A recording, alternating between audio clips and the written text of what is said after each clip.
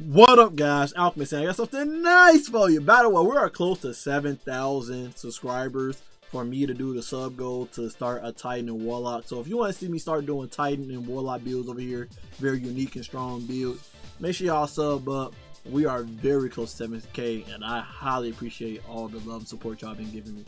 But today's build, we are using Dead Messenger. I know a lot of you guys forgot about this exotic. I know for a fact a lot of you guys did. But we're using Dead Messenger. It's a craftable exotic. It's a wave frame grenade launcher. I know wave frame grenade launchers kind of, I don't want to say died out the meta, but like when area denial grenade launchers came out with like velocity baton and low signal and all that type of stuff, wave frames kind of went to the, wayside. Like people don't use them anymore. But I just made a Dead Messenger build, and this gun is actually doing some work. I don't know.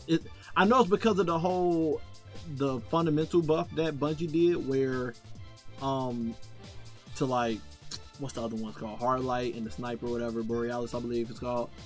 When you are rocking that element buff now, or a debuff on an enemy, it buffs this gun up by like 20%, 30%. I'll throw it on the screen.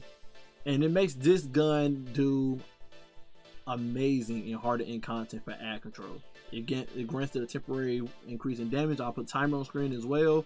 But as long as I apply a debuff or a buff for myself, the perk will pop up. So that we're running with Demolitionist. It can get run two other things, but Demolition was the best perk out of all of them, I'll be honest. So when I get kills with this weapon, I'm gonna get 10% grenade energy, so I can spam my grenade more often, and then activate my grenade reloads this weapon from reserves. Why is this important? Because we're not running a void build on this for this weapon. We're not running it. We're running prismatic. I want to be very unique with this. I could have used my Choir 1 build with this. It would have went perfectly, always having volatile rounds, but I want it to be a little bit more unique instead of just me using the same build but just changing the weapon. You feel me? So we went with Massive Felty this time around for this build on prismatic. Mass Felty makes that Withering Blades hit and bounce and creates a small stasis crystal and refill the portion of melee energy. And then also if you throw the Withering Blade at a shower crystal or frozen target, it releases spreads of Withering Blades as well. Now, my whole purpose of this build is freeze targets and then use the wave frame to destroy all the crystals in the room of the frozen targets, doing a lot of shatter damage and volatile explosions with the goddamn wave frame, right? Also, Dead Messenger shoot further than other wave frames. I believe other wave frames shoot at like 15 meters, 15, 16 meters, whatever. Dead Messenger shoot at 22 meters. So it shoot way further and have a better spread than other wave frames. Right? It get 3 instead of 1 wave as well. Now, we're going to go in our build first. In our build, we're rocking Tether on Purpose, so we can go with Facet of Purpose. So whenever I pick up an Overpower, I get a Void Overshield, which will trigger the fundamental perk on this exotic, buffing up his damage. Rocking Gambler's Die, so we get our Withering Blades back quicker, so we can keep spamming this. So we can be doing infinite melees in this build with Massive Felty on, freezing everybody, then using the grenade launcher to destroy all of them with shatter damage and whatnot. And then we got Magnetic Grenade on to stack with Facet of Dominance, so we can weaken targets. Not only do weaken targets give us the buff of the fundamentals, because we just weaken somebody with Void debuff, but also in our artifact we get a Void Overshield whenever we weaken somebody with Malign Harvest being boosted.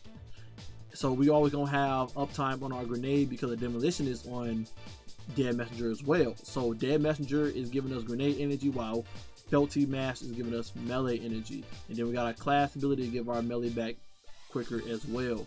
Rocket Status Executioner, so that we can go invisible and whatnot, and we can throw our melee when we're invisible to get a weaken off on the enemy, which will make us get a Void Overshield. And again, proccing the fundamentals again very easily for Void. We'll be using a Void version of Dead Messenger for this build, even though it can change to Solar and Arc as well by holding the reload button. We are focusing on the Void aspect. And then we're rocking Ascension, so we can get amplified, joke people, and then utilize the Arc buffs inside the artifact. You could go Arc on Dead Messenger, I guess, as well, because you will be doing Ascension to joke targets, but you have way more uptime to Void aspects with this build that I made than the actual Arc side. I can actually see people using Dead Messenger on an Arc build as well. But get the Conviction Arc, just strictly subclass Arc, using Dead Messenger. I can see that as well, and it being very good. Who knows? Maybe we'll make an ARC version of Dead Messenger build for this. We're rocking faster protection as always, faster purpose for Void Overshield. We're rocking faster to balance, so whenever we're getting light damage kills, we'll be getting melee energy, which we're gonna be doing with Dead Messenger, Void, and so that will give us our melees back quicker, even more.